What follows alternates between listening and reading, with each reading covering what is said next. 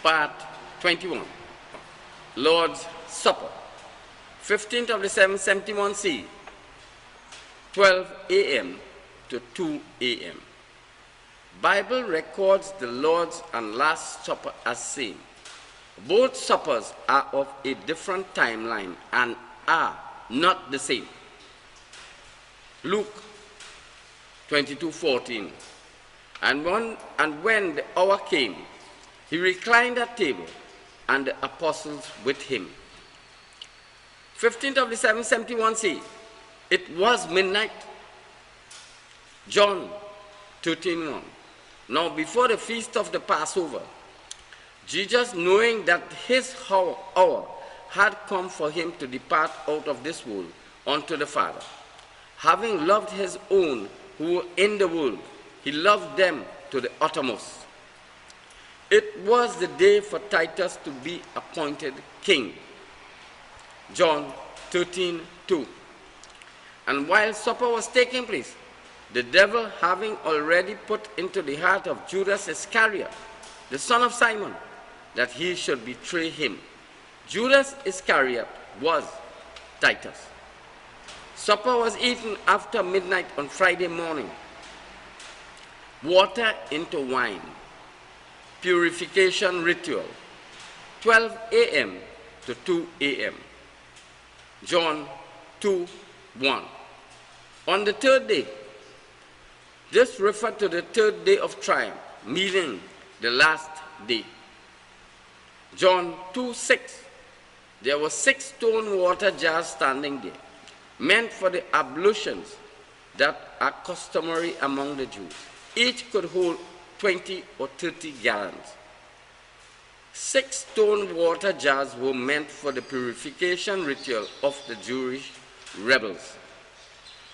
John 2:7. Jesus said to the servants, "Fill these jars with water." Titus instructed the servants. John 13:4. He riseth from supper and laid aside his garment and took a towel and girded himself. Titus prepared to perform the purification ritual upon disciples. John 13:5. Then he poured some water into a wash basin and began to wash the disciples' feet. John 13:6. Then he came to Simon Peter, and Simon Peter said to him, "Lord, do not wash my feet." John 13:8. Peter said unto him, "You shall never wash my feet." Simon Peter protested against undergoing the purification ritual. Despite this, Titus performed the purification ritual upon him and disciples. Acts 21:26. So Paul took the men and the next day performed the ceremony of purification with them. Titus performed the purification ritual on disciples. This was the third day of triumph. John 2:8. Draw some out now, he told them, and take it to the steward. Titus instructed servants to take dirty water to steward. The water was drawn from the wash basin, which was used for washing the disciples' feet. The steward was Simon. John 2:9. The steward tasted the water, and it had turned into wine. Simon tasted the water and said it was wine. The water was from the disciples' feet was very dirty. John 2:9. Only the servants who had drawn the water knew. The servants knew it was waste water from washing the disciples' feet. This water was referred to as wine. Simon did not know that dirty water was taken from the wash basin.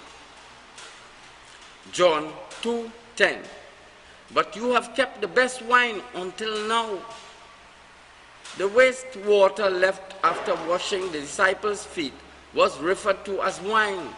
Simon tasted it, and it was the best wine.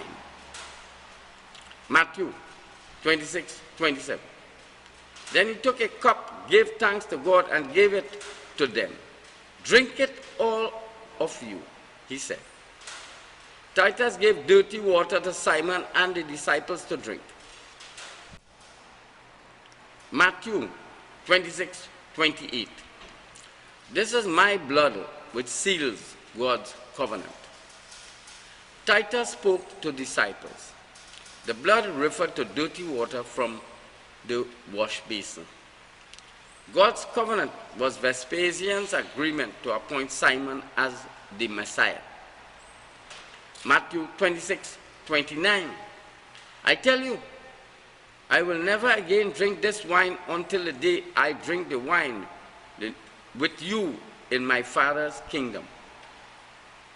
Simon spoke to the disciples. This was Simon's last day. Luke 22:22. And when the days for their purification according to the law of Moses were fulfilled, Titus performed the purification ritual on Simon Peter and the disciples. The ceremony of purification was to fulfill the first 4 Ten Commandments of Roman law.